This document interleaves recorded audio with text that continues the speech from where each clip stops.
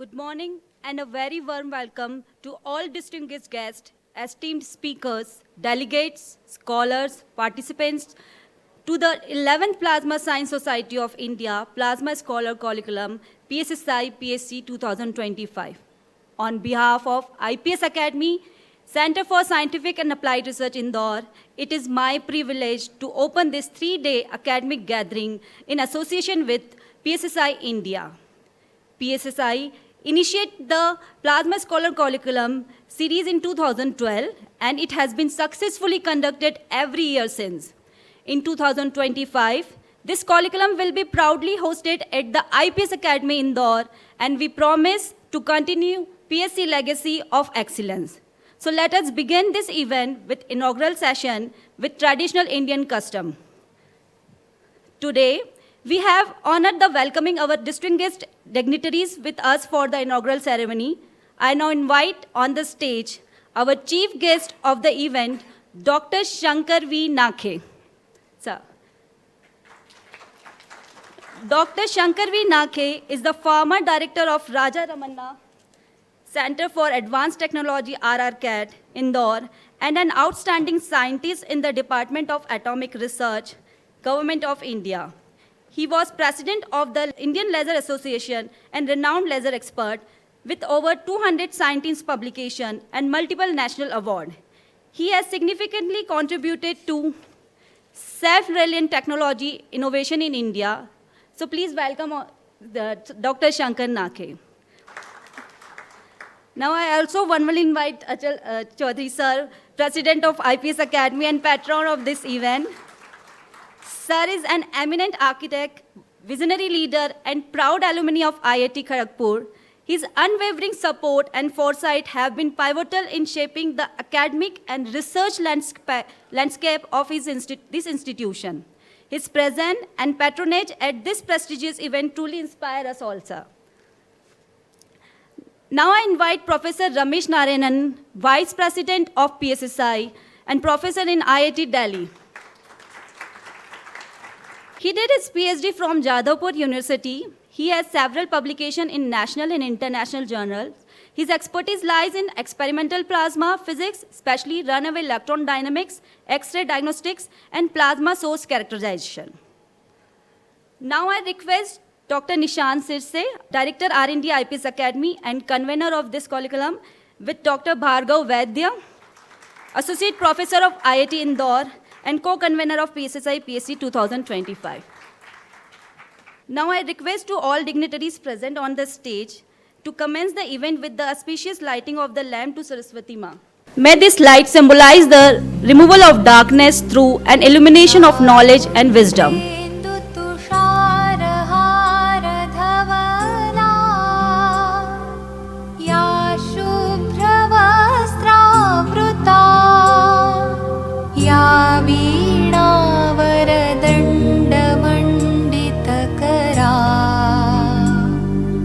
या श्वेत पद्मासना या ब्रह्माच्युत शंकर प्रभृतिभिः देवैः सदा वन्दिता सा मां पातु Saraswati Bhagwati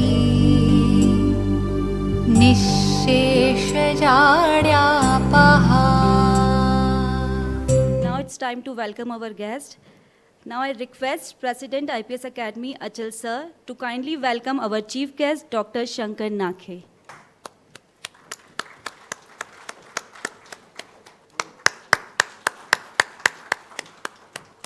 Now may I request Dr. Nishant Sirse to welcome Professor Ramesh Narayanan, Vice President of PSSI. May I now request co-convener Dr. Bhargav Vaidya felicitate and acknowledge the presence of architect Achal Chaudhary, sir. Now I request Dr. Nishant Sirse to address the gathering and share his thoughts on the academic celebration. Good morning, everyone. On the behalf of entire IPSA family, It is my pleasure to welcome you all to the 11th Plasma Science Society of India Plasma Scholars Colloquium 2025. First and foremost, I wish to express my deep gratitude to Plasma Science Society of India, all the members of governing body for placing trust in us and giving us opportunity to conduct this event. And special thanks to our chief guest, Dr. S.V. Nake, former director of RRCAT. Sir, your presence is extremely significant for the upcoming scientists in the field of plasma science. And of course, our president, sir, a visionary leader and educationalist, and more than an architect. Just more than an architect, I consider him. And thanks to special thanks to Dr. Bhargav Vaid for agreeing to be co-convener of this event and supporting his support and all the. So let's begin with this event. I just go briefly to from the what we are doing in this event. So this is a 3 days event and divided into 8 sessions.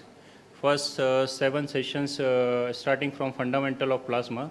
We will move on to astrophysics and astroplasma session, and then we have sessions on fusion plasma, laser plasma, and finally last day we have reserved for the special talk on industrial and technological plasma, where we have featured talk from industrial person, and a panel discussion we are doing on the final day.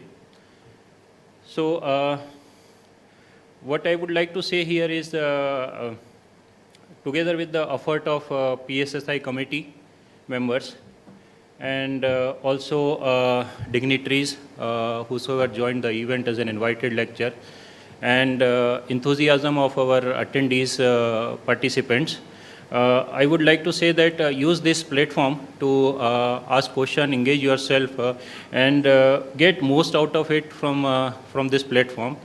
And I hope we all together will make this event successful. And once again, I welcome you all to this event, and thank you very much.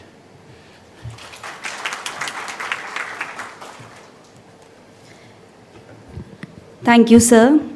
Now I take the privilege to invite Dr. Shankar V. Nake to share his words of wisdom and formally inaugurate the event. Sir.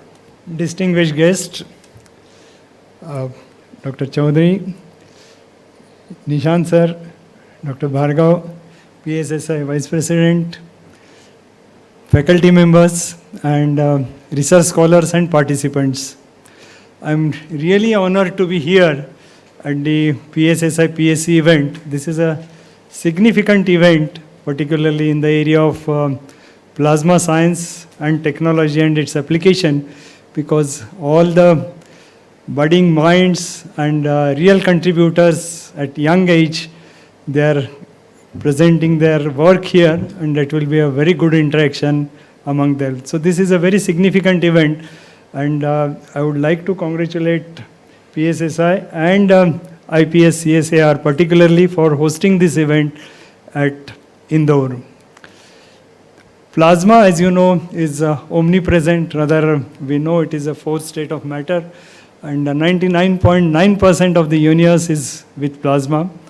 But plasma applications are now expanding in a big way, and particularly in the area of defense, reusable energy, or to be more precise, the sustainable development goals of world as such, and in biomedical applications also. So all these 3 areas are very significant, and I'm sure the talks here and presentations will touch upon all these 3 areas in a significant way.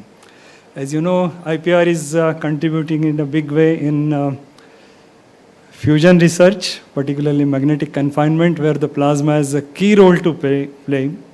And of course, other technologies in reusing and recycling the waste is an important agenda at this juncture. And as you know, IPR has also developed systems for that, and they are big innovators and taking the industry on board to move forward. Laser produced plasmas is another very significant area which is very important for accelerator community, because in conventional accelerations, this RF field can generate around 100 millivolts per meter sort of gradients. But in laser produced plasmas, the gradients can be very high, leading to several gigavolts or more than that, and in a very small distance. So that these laser produced plasmas are very important again for particle accelerators, compact particle accelerators. As you know, RRCAT is working in this area under the 150 terawatt and 1 petawatt class laser facilities are working excellent, and they will be good research tool for the researcher in future. So I think there will be a lot of scope for further collaborative research in this area with facilities at RRCAT. Of course, industry is also coming on board and they are contributing in different areas. But as I said earlier, the three areas are very significant at this juncture for Atmanirbhar and Viksit Bharat, that is the reusable energy or say sustainable development goals. Again, the defense applications for stealth application and plasma enhanced efficiency of engines. And biomedical applications, these are coming now in a big way, but they are mostly on research topics or in research institutes at present, but those need to be propagate fast and to be implemented in the industry. So this development is on three pillars, that is academics, research institutes and industry. And I'm really glad that PSSI has taken on board all these three in a big way for this PSC, and it will have a grand success. So I wish grand success to this colloquium meeting, and definitely the researchers should be bold in their questioning and very methodical and hard-working on their methods and open-minded in collaborative research. So with this approach, I think the researchers can take this field forward, and I'm sure the next generation world-class ideas will come from meetings like this, and this will be one of the meetings. So please explore, experiment, and elevate your ideas, research, and take it to the level where it can be employed in the industry and the interest of nation. Thank you. I wish all the best and grand success for this. Thank you, sir. Now it is an honor to invite Architect Achal Chaudhary, sir, to deliver his presidential address. Sir has always been the guiding force behind academic and research excellence at IPS Academy. Architect Achal Chaudhary, sir. Our chief guest, Dr. S.V. Nakhe, Vice President of PSSI, Dr. Ramesh Narayana, Dr. Bhargav from IIT Indore, Nishant, all the dignitaries, scientists, distinguished guests, students, researchers. I welcome you all to this August gathering and to this 11th Plasma Science Society of India Plasma Colloquium. Welcome you all. Very good morning. It gives me immense pleasure and pride to welcome you all to this Plasma Scholar Colloquium. At IPS Academy, we have always believed in nurturing the spirit of scientific inquiries and innovations. Today, as we host a national level conclave on plasma science, a frontier field that interacts physics, engineering, energy and space, we are also celebrating our strong roots in fundamental science. Allow me to reflect on our history with great respect and gratitude. In the formative years of IPS Academy, we were privileged to have Dr. M.S. Soda as our first director. Dr. Soda is a renowned plasma physicist, was a renowned plasma physicist. And along with him, we had Dr. B.L. Saraf, a distinguished scientist. These and many other people led the foundation of IPS Academy. We are pleased to have Dr. Cole, who was the first PhD from IIT Delhi under the guidance of Dr. Soda. Professor Cole, yeah. The vision of these people laid a solid foundation for scientific learning and research in our institution. During that era, IPS Academy stood as one of the few institutions in this region providing radioactive, we were the only institute who were allowed to make a lab-grade radioactive substance permitted by Baba Atomic Research Center. Now the policy has changed, so it's in process again. Over the years, we have expanded in scale and scope, but our core value remains the same empowering education through knowledge and research. The colloquium is not just a gathering of minds, it is a vibrant ecosystem where ideas will be exchanged, collaborations will be born, and the future of plasma science will be envisioned. I sincerely thank PSSI for choosing, or rather blessing IPS Academy for giving this opportunity and to host this colloquium. I also congratulate the organizing committee and the Center for Scientific and Applied Research, CSAR, for their meticulous efforts in bringing this vision to life. Congratulations to you, Dr. Nishant and team. Recently, Modi ji visited France and for some project, and after seeing that, his first thing was, why can't we do it in India? And that is what basically IPS Academy is striving for. We have a punchline, III, identify, ignite, and innovate. And I'm very sure this kind of conclave will take us a step further in that direction. Once again, I'm very thankful to PSSI Society for giving this opportunity to IPS Academy. Thank you, sir. And I'm very sure a lot of good things, new things will come out of this conclave. Thank you. Thank you all. Thank you very much, sir. Now I request to Professor Ramesh Narayan, Vice President of PSSI, to share your words with us. Sir. Good morning, all distinguished guests on the dais, my colleagues and senior colleagues on the audience, and of course, without whom this colloquium doesn't have a meaning, the students participating here. PSSI started this somewhere in 2012, this special session, primarily for you all, because they felt that there should be a forum where students across the country who are working in plasma labs and basically probably are so involved with their own activities, they don't realize how interdisciplinary plasma is, because plasma has grown in the past few decades, and as Chief Guest Dr. Nake and President IPS Academy, Architect Mr. Achal Chaudhary has stated, there are many fields that plasma is now really coming up.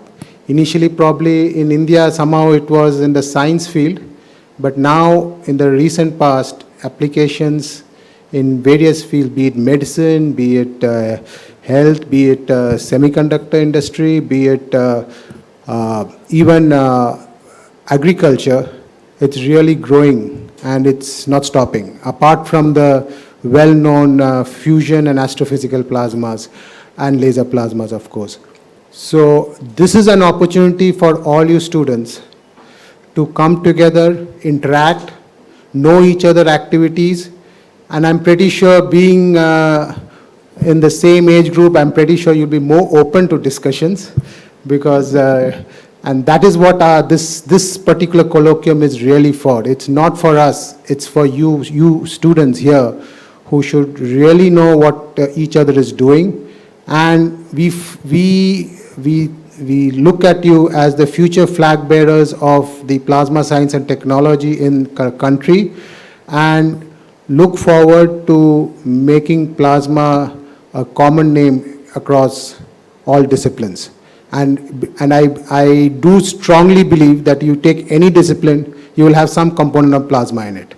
And that's why plasma really needs to be researched on in the near future. And as that, please do not hesitate to ask questions. Even the talks, the invited talks we have kept in the first sessions are primarily tutorial talks, because there are many areas across different areas, so all of you all can get a fundamental understanding of each area, even if you're not fully aware of it. So use this opportunity to ask as many questions as possible, and many of us who will be there through the entire conference, do not hesitate to come and clarify queries, and we all look forward to interacting in a very cordial manner in the next few days. And and of course, I should thank IPS Academy to really have be agreed to host this. In fact, I should say that last December, I just had given a call to Nishant, saying that there's a possibility of IPS Academy getting this, but a personal presence would help in PDU Gandhinagar, the plasma, National Plasma. And overnight, he traveled by car and he came there to give a presentation. That's the dedication of Nishant here, and I think that should be given a grade of. And the way he has taken over, I've been interacting with him for the past 4 or 5 months.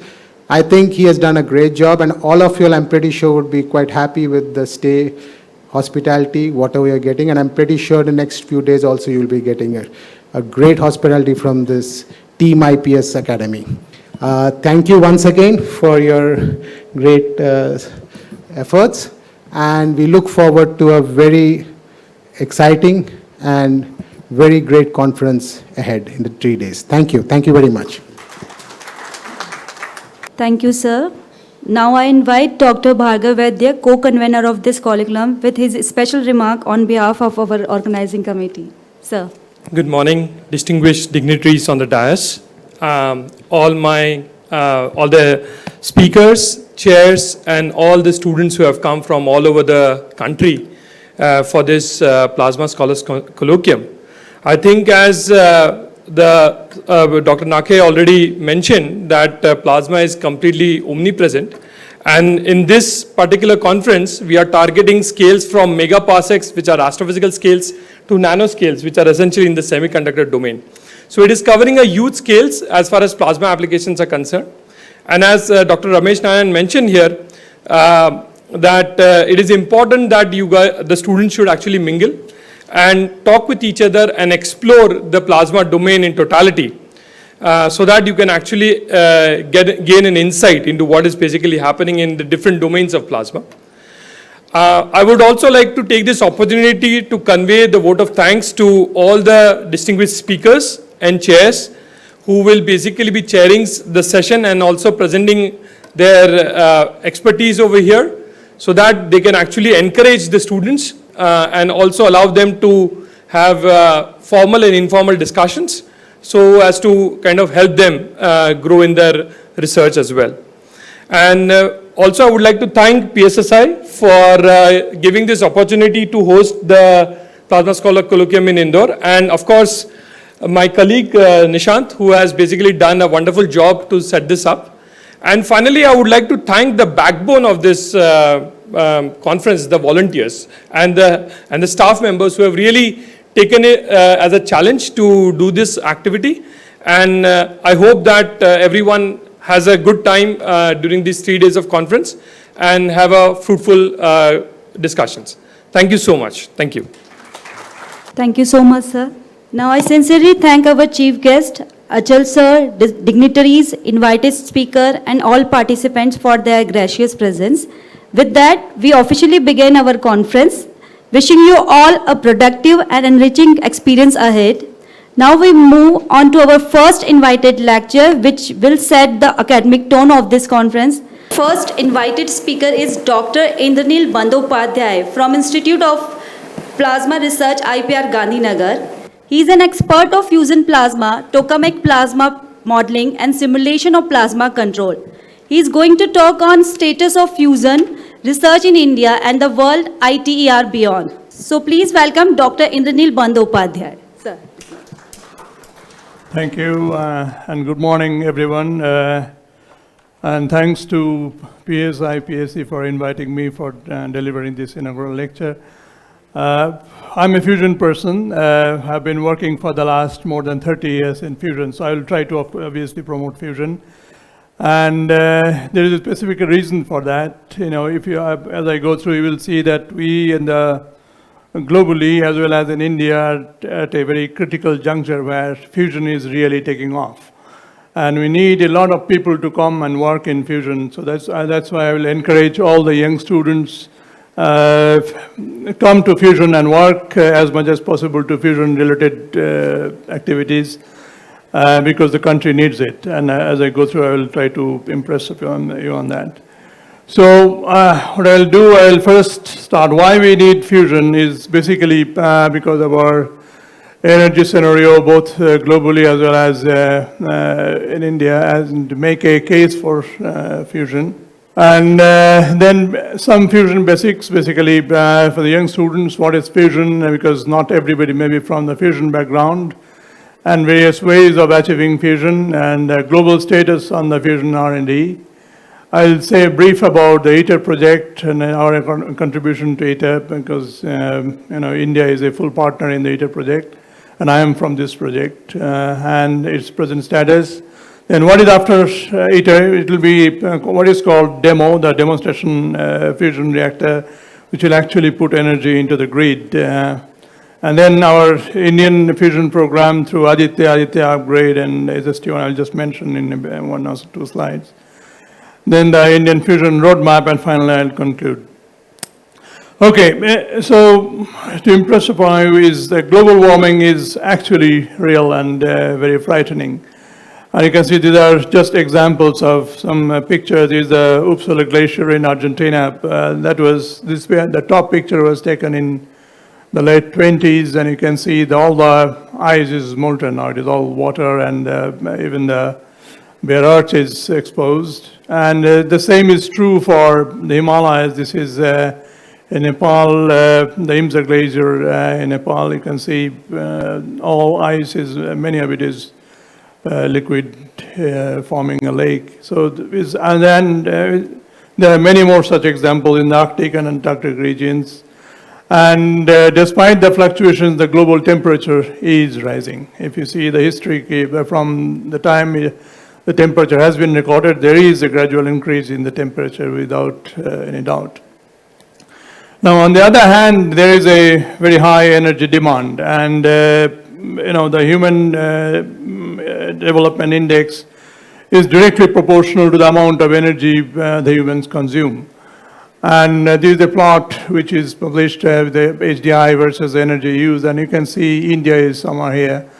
And this is India, and the size of the circles represent the size of its population.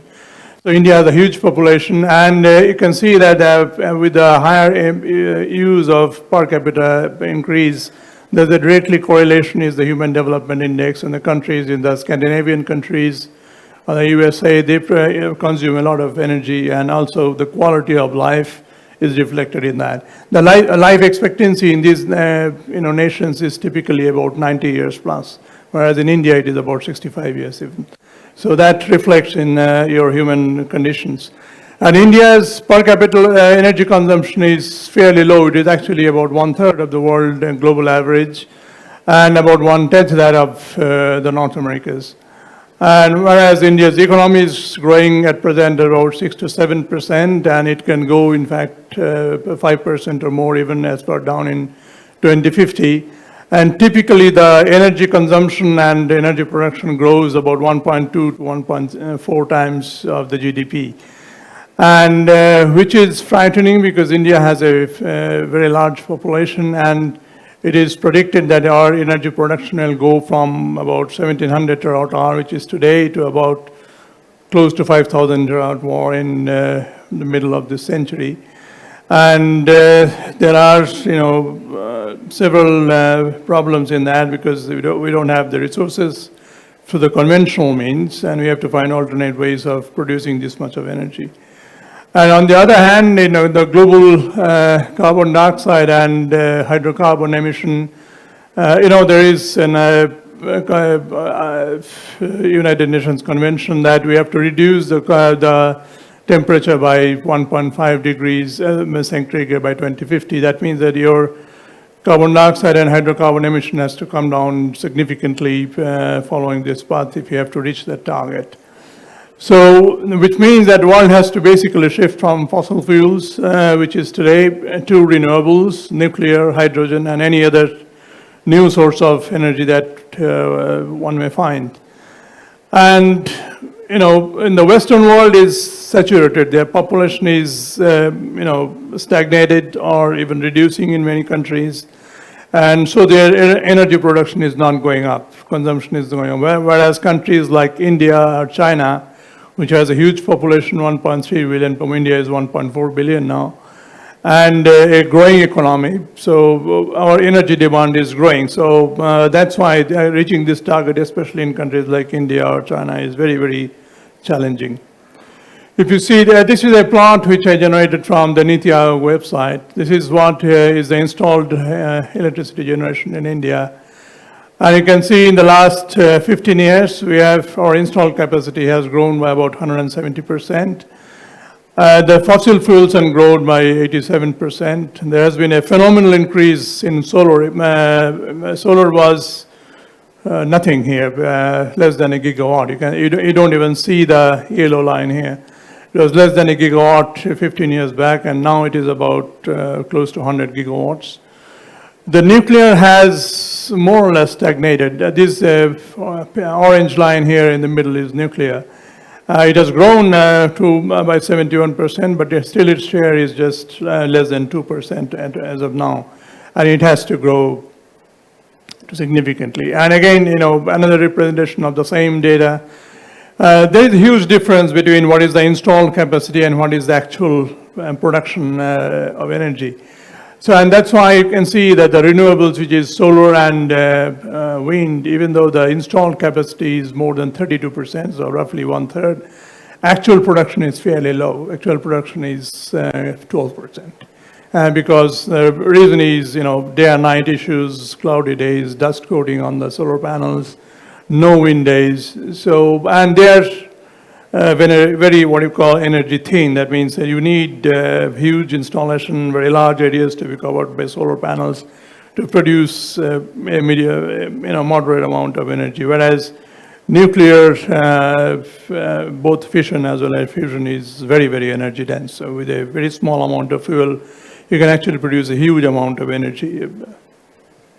And there are a lot of studies done around the world, and that's why fusion comes in. That in the long run, especially in the second half of this century, there are predictions both for the Western world. Especially this study was done for Europe, and this is which was done in IIM Ahmedabad by Shukla and his collaborators in IPS in Germany, which predicts that if you have to reach the target of 550 ppm of carbon dioxide, then in the second half of this century, the fusion has to come up, and it will take a significant amount of production will go into fusion. And same is for Europe. And you can find this in this book. And also, this is a plot which is done by Kikuchi-san and his colleagues, which shows the benefits of fusion. and that the amount of carbon dioxide you produce, the amount of this tiny amount you produce actually through the materials that you need to to develop the reactor, like even the concrete that you use produces some carbon dioxide. So it accounts for everything that you use for even hydro or light water reactors. All the ingredients you do produce some amount of carbon dioxide. So if you account for all of that, the lowest is, of course, the hydro and the light water fission reactors.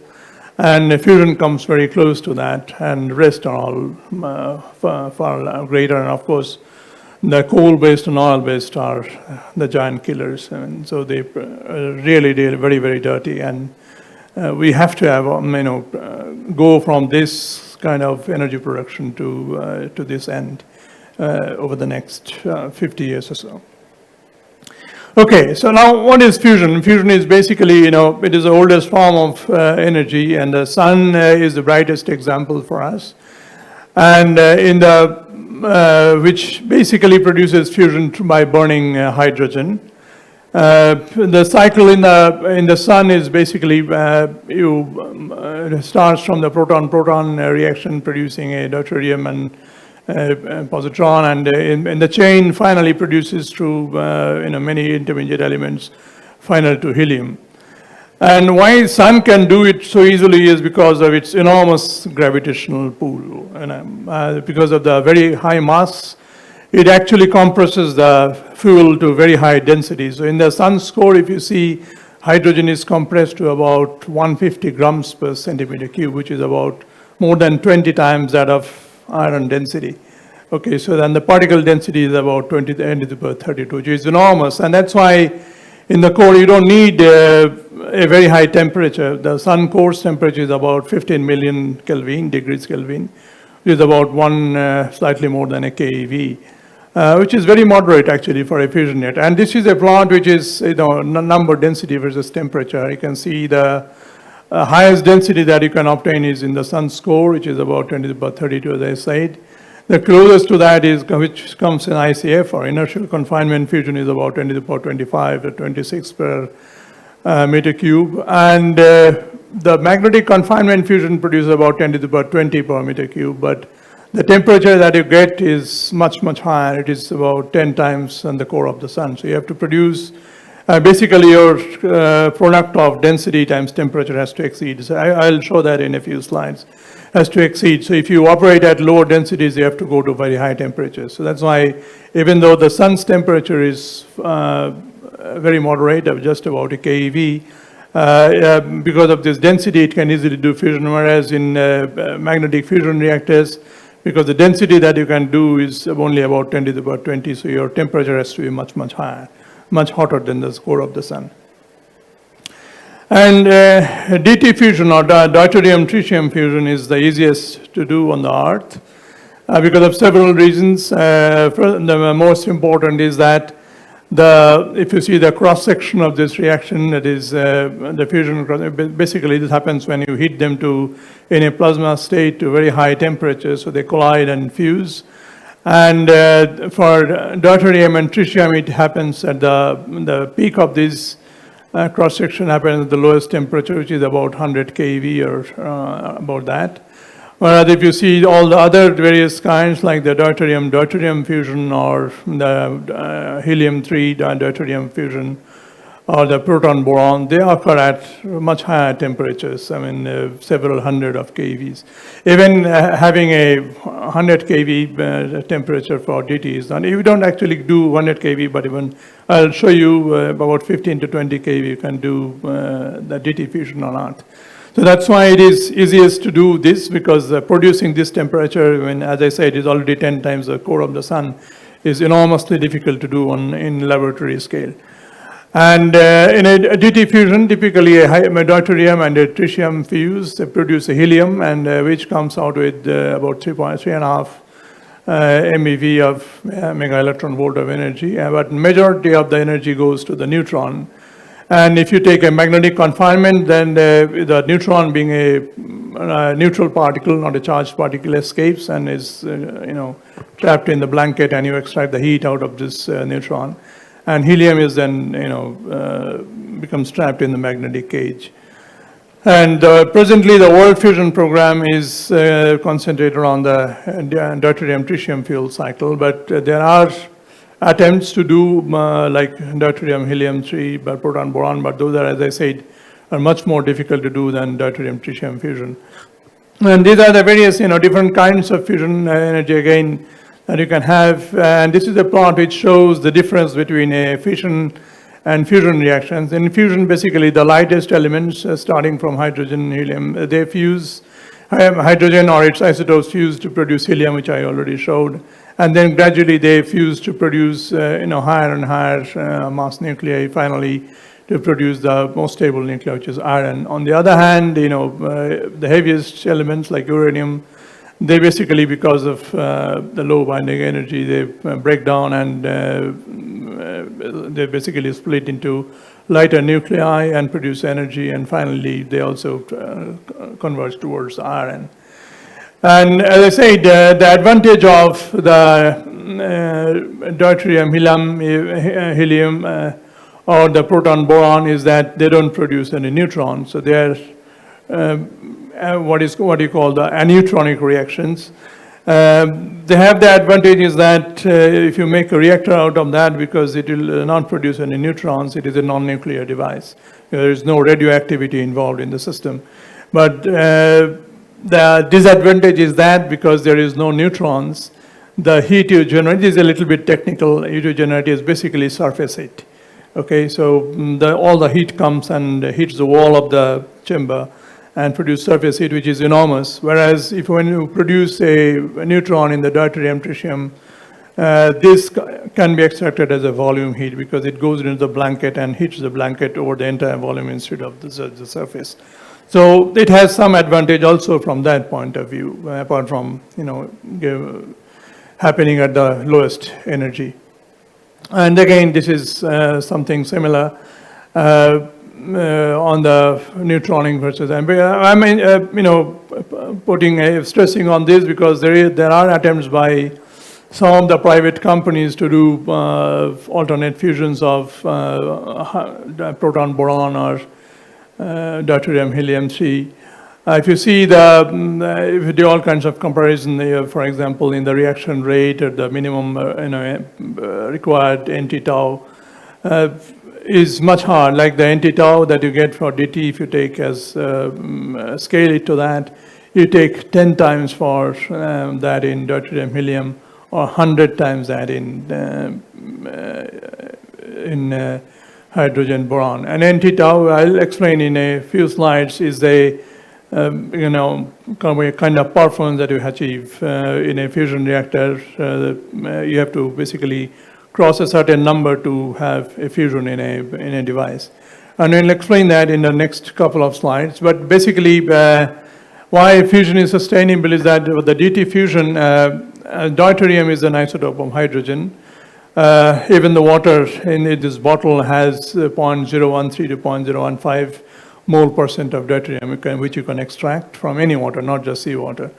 And lithium, which is easily available in crust, in the Earth's crust, you can breed tritium. Tritium is not freely available, so you have to breed tritium from lithium, but lithium is easily available. So basically, you have the fuel which is available to the entire world, not like oil. It is not like oil. Oil is concentrated in few countries, and that's why there is a lot of conflict, whereas deuterium and tritium is uniformly available to any country in the world. And so that's why, it will reduce. Right now, a lot of conflicts in the world, in the wars, are basically energy driven. So if you go to a fuel cycle, a lot of those conflicts will actually vanish. Okay. And also there is no greenhouse emission, there is no risk of severe accidents like Chernobyl or Fukushima in a fusion reactor, because at any point of time, a fusion reactor contains very low amount of fuel. So even if, for ITER, for example, we have done simulations like if you have a 9/11 kind of incident where an aircraft crashes into the reactor, what happens? Nothing actually happens. You have to just evacuate the site only, and the rest of the population remains unaffected because at any point of time it contains very low amount of fuel. So basically they are very, very safe. And they don't produce any long-lived isotopes. We have produced material, been able to produce material which are low activation, and they are being used for these reactors nowadays. So you don't have to, like in fission reactors, some of the isotopes are really very long-lived. Like it produces iodine, which has a million-year half-life. So you have to basically bury them deep under the sea or underground and ensure that they don't come out in million years. Whereas in fusion reactors, probably in 100 years, only you have to store the radioactive waste. Okay, now going back to the figure of merit, the fusion power gain, and I'll say the product, I mentioned the NT tau, I'll explain where it comes from. Basically, in any reactor, you use some amount of energy to initiate the reaction, which is called the power input, and you get the output power from fusion. So basically, there is a fusion power which comes out of the machine, and there is a heating power which you need to create the plasma in the first place. And the ratio is what is called a capital Q, which is power gain. And it has to exceed 1 to be efficient. Okay, so if it is less than 1, you actually use more energy to create the experiment than you can produce. So it has to exceed 1. And ITER aims to achieve about Q greater than or equal to 10. And actual power producing reactors will need to operate at Q about 20 to 30 to be actually net electrical energy efficient. And if you see in the simple power balance, in the reactor you produce a alpha power and you are heating through either neutral beam or radio frequency source. So there is a heating power which we call auxiliary power. So the alpha power and auxiliary power is the total power that heats the plasma, and there is a loss which is through Bremsstrahlung radiation or in the conducted power, which is the P trans. So the power balance is just you deduct the radiated power and you should get the transported power. And you can, the alpha power is just the product of deuterium and tritium densities and the cross-section times volume. E alpha is energy, as I said, 3.5 MeV comes into the alpha particle. So if you do that, you get this expression, which is basically n squared times sigma V alpha times volume. And Bremsstrahlung radiation is, the power is basically proportional to T to the power 3 half time density square and the volume. So if you use that and also, take the confinement time, which is the total energy times the transported heat, you put that back all into the power balance equation, you basically get an expression for the density times temperature. And if you put in these values and take, say, capital Q is equal to 1, as I said, it has to be more than 1. You get this expression. And simultaneously, as I said, that you need a temperature of about 15 keV. So finally, all fusion reactors needs to achieve this value, that your density times the temperature times the time for which you confine the plasma has to exceed a value which is about 1.5 10 to the power 21. Okay, so this has been achieved. Roughly, this has been achieved. I'll show you that JET Tokamak in 1997 they did these experiments, and they achieved Q is equal to 0.64, and which was value was slightly less than the Lawson criterion, and but they did produce 16 megawatts of fusion power in DETI experiment in 97, and in 3 years back they repeated this experiment and to elongate the pulse discharge for longer duration, and these were slightly lesser power, about 12 between 10 to 12 megawatts, and but for longer pulses. And there was a Japanese tokamak called JT60U, which achieved actually more than the Lawson criterion, that is a Q equal to 1. But these were not, they did not have tritium in the machine, they had only deuterium. But they did achieve a value of 1.53 10 to the power 21. And ITER and Spark, and I will say about SST Bharat, which we have proposed to the government for our next machine, they aim to achieve a value of NT tau at about 5 10 to the power 21, which is substantially more than what you need to have net energy production. So you can see this is the development of the NT tau versus the ion temperature over this very area. These were the machines which were in the 60s and 70s, And our machine, the Indian machines which have Aditya or SST1 are fairly low values. But globally, machines have achieved very high. I showed you the JT60 experiment. They achieved more than break-even conditions. And ITER and Spark, and I'll show you in the last slide, the SST1 will also be close to these values. Now, there are various ways of achieving fusion. One is the easiest way, what we do, the most advanced way is the magnetic confinement fusion, where basically you put a magnetic field. I have another slide to show the tokamak configuration. You basically produce magnetic fields in these directions, and the electrons and ions basically gyrate along the magnetic field lines, and they can move freely in this direction, but in the perpendicular direction, their motion is restricted by the magnetic field. So that's why you can confine when they're using magnetic fields. Or you can do fusion in the inertial confinement, where you have a target, say deuterium and tritium pellet, which you bombard with laser beams or particle beams, and then basically create a plasma on the surface, which expands and then compresses the fuel and creates the fusion at the center, which is the way inertial fusion work. And as I said, in the sun, it is the gravitational pull which confines the plasma to very high densities. I will first show the inertial confinement, because I am in the city of Indore, and RRCAT is just very close, which are experts in laser fusion. So they have actually achieved quite good. In a laser inertial fusion, you can do either what is called, I explained that they have a core and you bombard with laser beams from all sides. And there are two different ways of doing it. Either you directly focus your beams onto the target, which used to be called a direct drive. Initially, people used to do the direct drive, and nowadays they do what is called an indirect drive. So you have a hohlraum, which is shown here, which is, the size of your fingertip, which is basically a chamber through which, and there are two slits at the ends through which you shine your laser beams inside this chamber, and they fall onto the wall and produce X-rays, and those X-rays fall onto a tiny target of deuterium and tritium at the center, and that produces the fusion. So, for example, in the National Ignition Facility, which has 192 laser beams in the US in Los Alamos. And they actually focus their beams on this, these are beam lines. They focus on a target at the center, which is of this size, okay? And that is what produces the fusion through an indirect drive. And they actually produce, they don't measure in laser fusion through NT-tau, but more better suited for the machine is something called rho times R, which is the density times the radius through which you compress the fuel. But the drawback of these experiments are that there is the limitation of the laser pulse. They are basically of between 8 to 30 nanoseconds.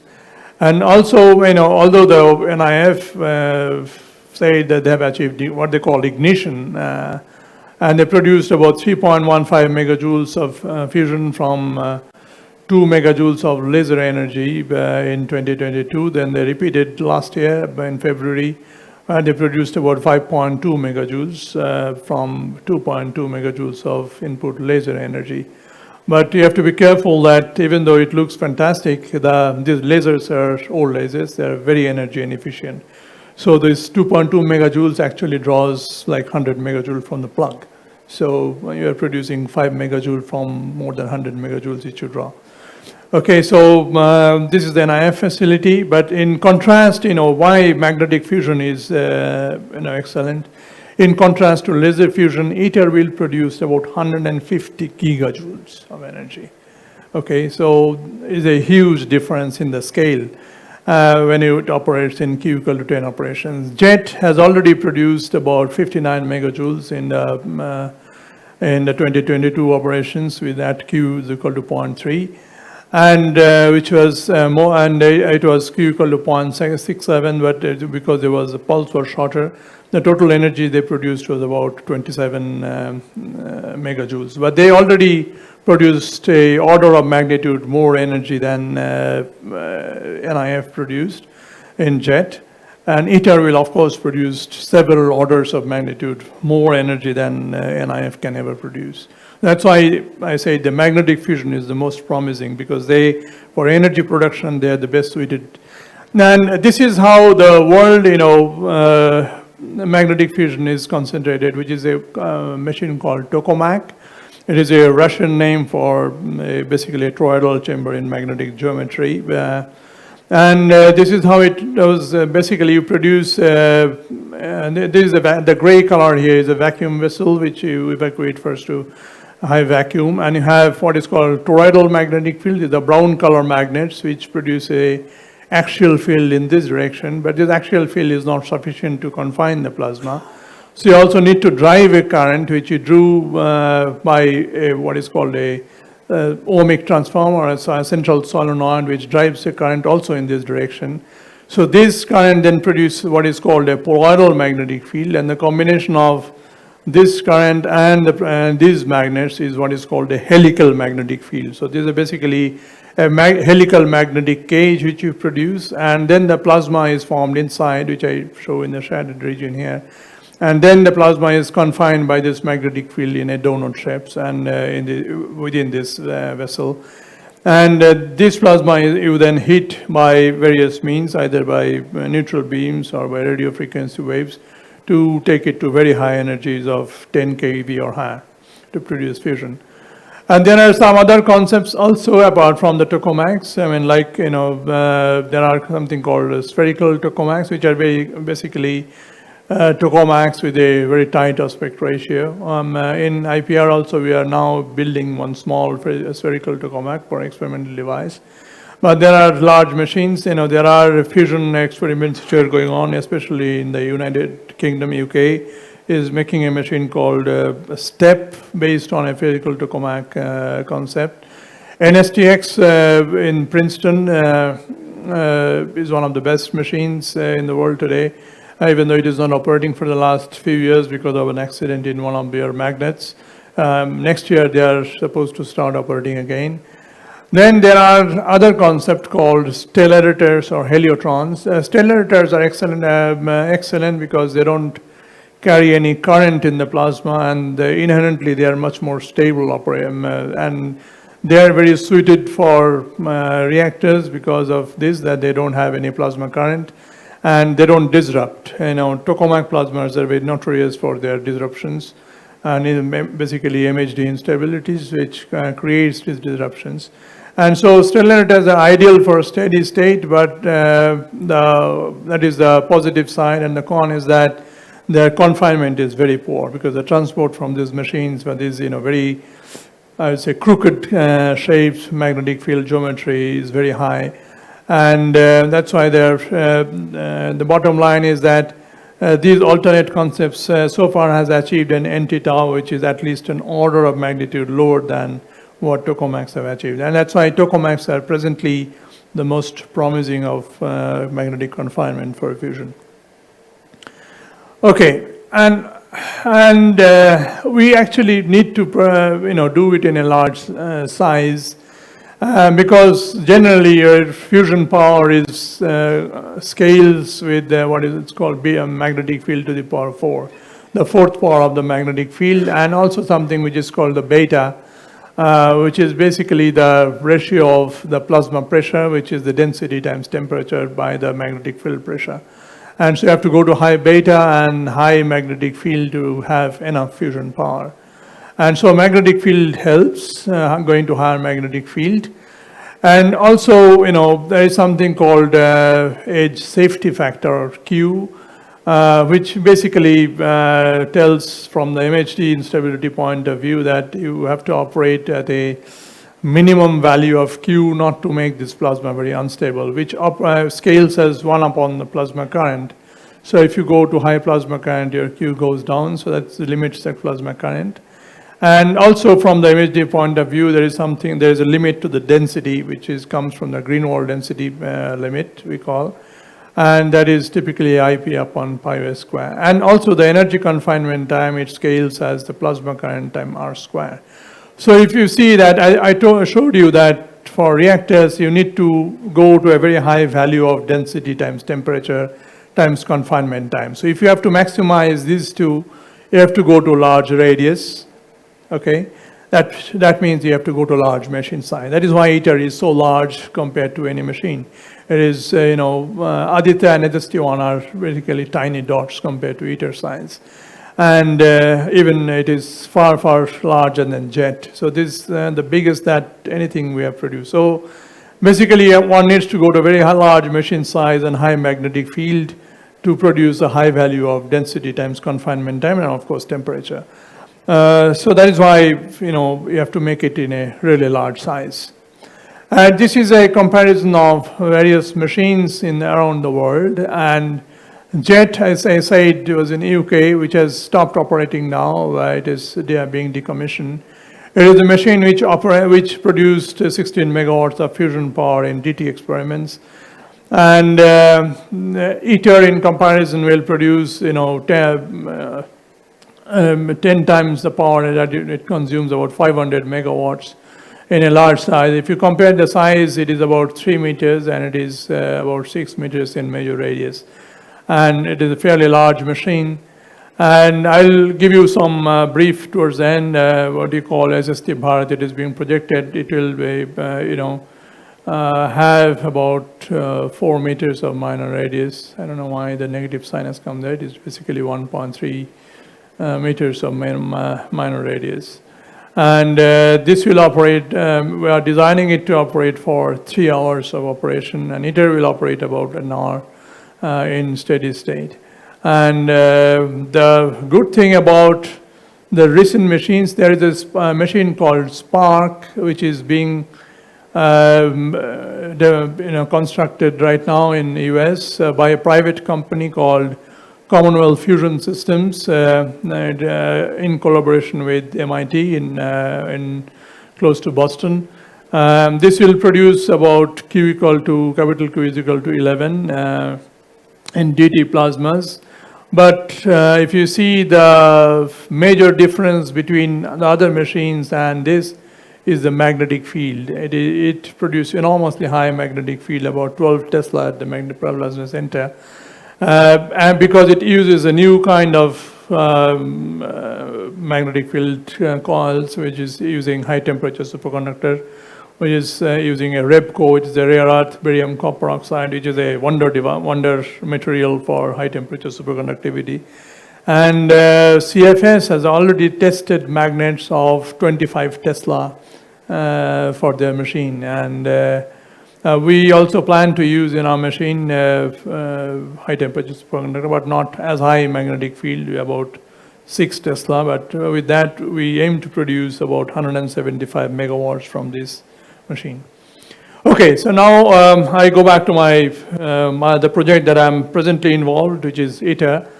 And ITER, as I said, ITER doesn't use high temperature. It is a low temperature superconducting magnets with niobium tin. And the magnetic field is about 5.3 Tesla, about 6.6 meter major radius. And plus the temperature will be about 40 keV at the center. And it will consume about 50 megawatts of heating power and produce about 500 megawatts of output fusion power with a fusion gain of about Q equal to 10. And it will basically, it will not produce any net electricity, but it will demonstrate that fusion works. And this will actually open the path for demonstration fusion reactors, which will actually start producing then electricity out of fusion reactors. ITER is enormous, and a human, you can see the human sizes here. This is actually, the reactor is at the core, the tokamak, which I showed in the previous. This one is actually 30 meters in height and 30 meters in diameter, and that fits here is the core. You can see this is the machine core, and it is the 3 levels of the building is consumed. This is the lower level, this is the mid level, this is the equatorial level, and this is the higher level, and the humans are really tiny. If you go, right now this machine is being assembled, and if you go in front, it's gigantic. You have never seen anything of this scale anywhere in the world. And this, without doubt, is the most challenging science and technology project in the world today. And India, as I said, is a full partner in the ITER project. We contribute 9.09% like the other countries. except for Europe, because Europe is the host. It is being built in France, so they that was the negotiations because they are the host. They contribute about 45% because that cost goes mainly in the building, the site, and so on, and also the components of the machine. And rest of the countries contribute about 9%. But these are mostly in terms of components which are manufactured in India and delivered at the site. And that is what the Prime Minister was very impressed when he saw what India has delivered there. So India is delivering these components, which is the cryostat, which is basically a vacuum vessel of 30 meters diameter and 30 meters height, which is what you see from the outside is only the cryostat. Okay, so this is, and it was built in small parts because this cannot be transported from India to France. So this was made in about 70 small components in L&T Hazira near Surat, and then transported from because Hazira has a harbor right in the factory, so they just load it into the harbor and port it. And then we actually, L&T constructed a work site in the ITER site itself, basically a workshop where they assembled into 4 different segments, which has now been delivered to ITER. And then there is what you call the vessel involved shield. I'll give you some pictures of these vessel involved shields. Then half of the water cooling system India has developed. Then a small fraction of the diagnostics systems we are delivering. We are yet to deliver these, but cryostat and the vacuum vessel involved shields, water cooling system, and the cryo distribution cryo lines have all been delivered to ITER, which basically constitute more than 75% of our contributions. And these are the heating sources, one of the neutral beams which is used for the diagnostics of the helium ash and some of the diagnostics which will be delivered by India. And the ion cyclotron radio frequency heating and current drive systems, all 20 megawatts of radio frequency sources will be delivered by India. 2 of the gyrotrons. India doesn't manufacture gyrotrons as of now.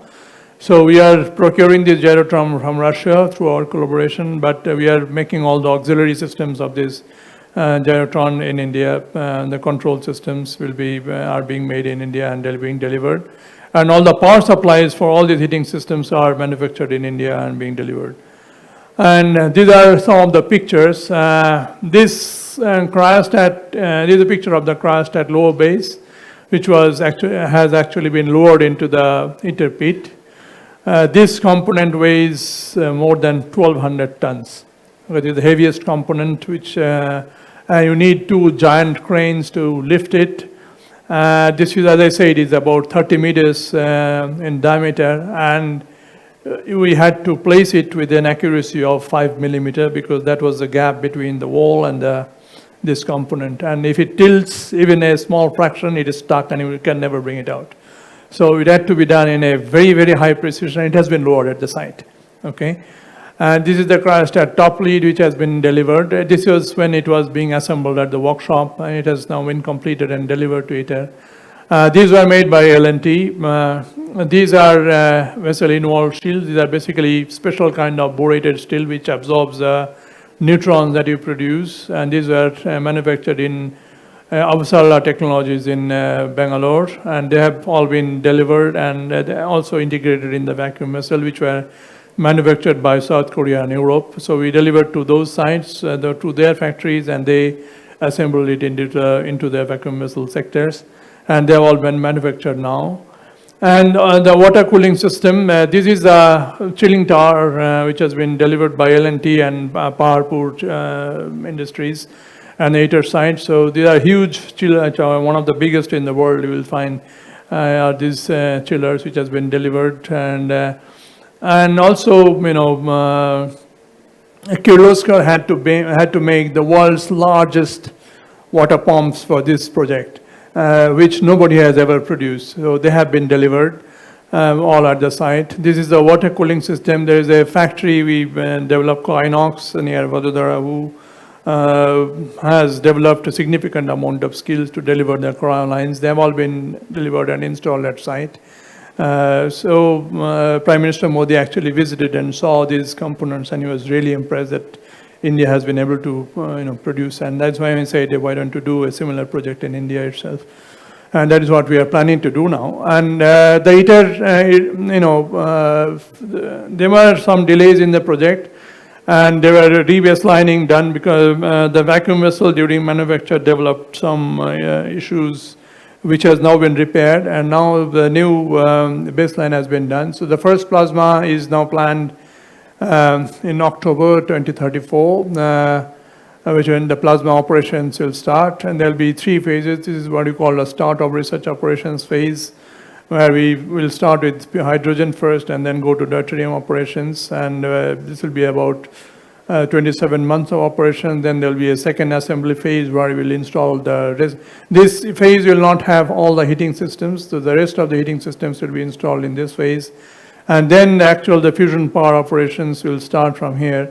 And somewhere around this time, I guess, around the FPO2 will have the Q, actually in FPO3 will have the Q equal to 10 50-second operations. So that will actually demonstrate 500 megawatts of fusion power production. And what is after ITER? After ITER, all the countries, all the ITER partners are working on what is we called the demonstration fusion reactors. But when ITER operates actually at Q equal to 10 for DT, this will be really a giant step for mankind. It will be much more significant probably than the landing on the moon.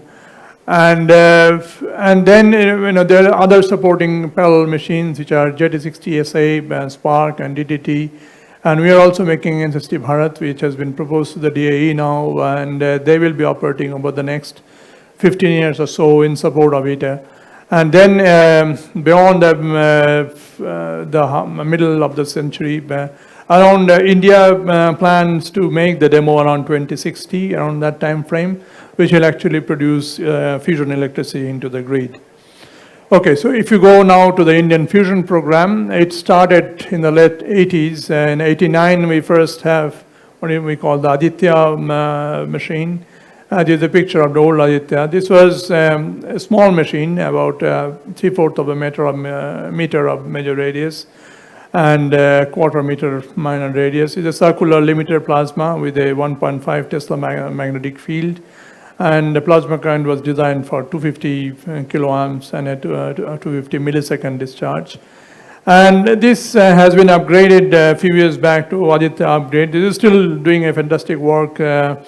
Routinely this operates, and it has actually exceeded its design parameters. For example, the pulse duration has exceeded 300 seconds. We have gone close to this value of plasma current, and this have been achieved. Magnetic field has been achieved. So, this machine has been very successful and has produced one of the largest number of PhDs from IPR in fusion science. Then we constructed I started with the SST1 project, my career in IPR as a scientist, and we were involved in the design of this machine. This was a new generation machine from Aditya in that unlike Aditya being a pulsed copper machine, copper magnets, this is a machine with superconducting magnets of 3 Tesla and supposed to be long duration or more than 1,000-second pulse. This machine, even though developed some problems during its integration, and basically not all the magnets could be cooled down to cryogenic temperatures. You could cool down the main toroidal field magnets, but the polaral field magnets were not superconducting, and which is mainly limiting the pulse length to, we have not been operated to more than a second because of magnets. We are still using the copper magnets. You can see there's a copper magnet outside, and not the superconducting magnets. Only the toroidal field is at present superconducting. So right now there is a new plan has been given for refurbishing the machine and making all the magnets operate as superconductors. And once we do that over the next 3-4 years, which we are going to resurrect this machine and bring it close to its design parameters. We plan to operate it in close to design parameters in a few years down the line. Okay, So this is one has been proposed to the DAE. There's been a paper which was published just last month in the Current Science, which has given this map. This is we are presently at this stage where we are, collaborating in ITER, and we have the SST1 and Nalita operations, and we are refurbishing this machine right now. And we have started the design of our next step machine, which we call SST Bharat, and the design has already started for this. And what we have realized that for making these scale machines, it is very important to have what you call digital twin. That is a machine where you can simulate the entire machine operations digitally, and because these are expensive experiments, so you cannot make any mistakes. So we have to really create a replica of the machine on your computers, and can simulate everything that happens into the machine digitally before you actually do the operations. That is being done. I presently head both the digital twin effort as well as the SST Bharat design team. And this machine will be about 2/3 the size of ITER, about 4-meter major radius. And we will be testing for this both tritium breeding blankets, as well as thorium, uranium. We'll put thorium blanket to produce uranium-233, which you can use what is called FFHR, or fission hybrid reactors. We actually were considering an FFHR in between, but we feel that we cannot directly go to FFHR before we can test the blankets in a smaller machine. That is why the SST Bharat has been proposed. And then we'll go finally to demo, which may be of the size of ITER. And then after, depending on the success of this machine, SST Bharat, we will decide whether we go for just 5 minutes. Okay. Whether we go for a pure fusion or a fission hybrid machine as a next step. SST Bharat, these are the major parameters. I have already said this is about 4 meters, and we'll have a plasma current of about 10 megaamps and a magnetic field of about 6 Tesla. And this will produce about 75 megawatts of fusion power by consuming about 5 megawatts. So it will, with a fusion power application, about 3.5 or close to that. And this will put, our machine right in the top in the anti-tau, global plot. It will be close to ITER and spark parameters in that sense. So that is my last slide. So I'll conclude that fusion research has progressed remarkably well in the last 5 or 6 decades. ITER is the next giant step in fusion. It will produce Q equal to 10 operations, which will be a remarkable achievement for the World Fusion Program. There are other parallel machines like JT60, SA Spark, DTT, and existing machines, East, Kestar, and our new machine, SST Bharat, will give a lot of impetus to the ITER, and also, will work as a stepping stone for demo. We have already started, and there is a joint task force which is being constructed between IPR and BRC as a team. Malshaji has already given his nominated people into this team, so we are working on that. And demos are likely to be built around the middle or slightly more beyond the middle of this century. And next half of this century, we'll see a gradual transition from fossil fuel to fusion power. And of course, you have to go to other supporting nuclear and renewables. Thank you very much. Now we have time for 1 or 2 questions only, please. Any No questions? Any questions from students, faculties? Sir, very nice talk. I have a question regarding that when we are going to get electricity by this program. What time you expect? I said about 2060 we plan to have our demo. For the demo? 2060, yes. So for the grid transport, like... yeah, around 26. Demonstration, demo reactors will actually produce electricity and put it into the grid. Thank you. Nothing else? Okay, thank you very much. Now I request our President, Achal Chaudhary sir, to come on the stage and present a memento of PSSI-PSC-2025 to Dr. Indranil Bandyopadhyay. Sir, please come on the stage. I am a layman, means This must be a very common and well-known thing for you all. The work is very commendable, but really it's heart-touching, this thing, and we can feel proud onto it as to what contribution India is making into this plant. Thank you, sir, for showing us the real picture of India's contribution. Thank you.